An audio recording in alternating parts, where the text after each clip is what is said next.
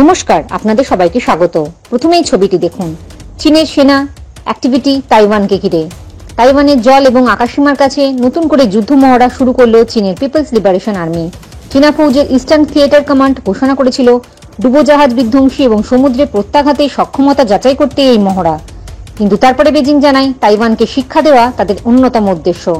সামরিক পর্যবেক্ষকদের একাংশ মনে করছেন তাইওয়ান এবং আমেরিকার উপরে নিজেদের সামরিক চাপ বজায় রাখতেই তাইওয়ান প্রণালী এবং তার সংলগ্ন এলাকায় প্রভাব বাড়াতে চাইছে চীনা প্রেসিডেন্ট শি জিনপিং এর সরকার। কোনো আগাম ঘোষণা ছাড়াই বৃহস্পতিবার দ্বীপরাষ্ট্র তাইওয়ান সীমান্ত ঘেঁষে মহড়া শুরু করে চীনা সেনা।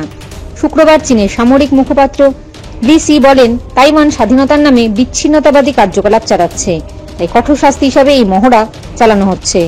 বহিরাগত শক্তির হস্তক্ষেপ এবং উস্কানির বিরুদ্ধে কড়া সতর্কবার্তা দেয়া হচ্ছে।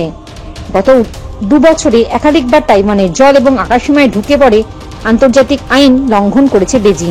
প্রসঙ্গত 2022 সালের আগস্টে চীনের আপত্তি খারিজ করে আমেরিকান কংগ্রেসের নিম্নকক্ষ হাউস অব রিপ্রেজেন্টেটিভসের স্পিকার ন্যান্সি পেলোসি তাইওয়ান সফরের পরেই নতুন করে উত্তেজনা তৈরি হয়।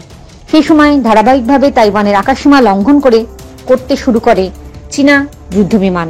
চীন তাইওয়ান সংকটের আবহে সেই সময় আমেরিকার 7ম নৌবহরের অন্তর্ভুক্ত কয়েকটা যুদ্ধজাহাজ তাইওয়ান প্রণালীতে ঢুকেছিল। এরপর সামরিক উত্তেজনা প্রশমনের উদ্দেশ্যেই দুপক্ষ কিছুটা নমনীয় হলেও চলতি বছর তাইওয়ানের সাধারণ নির্বাচনে কঠোর চীন বিরোধী ডেমোক্রেটিক প্রোগ্রেসিভ পার্টি জয়ের পর নতুন করে সংঘাতের আবহ তৈরি হয়েছে।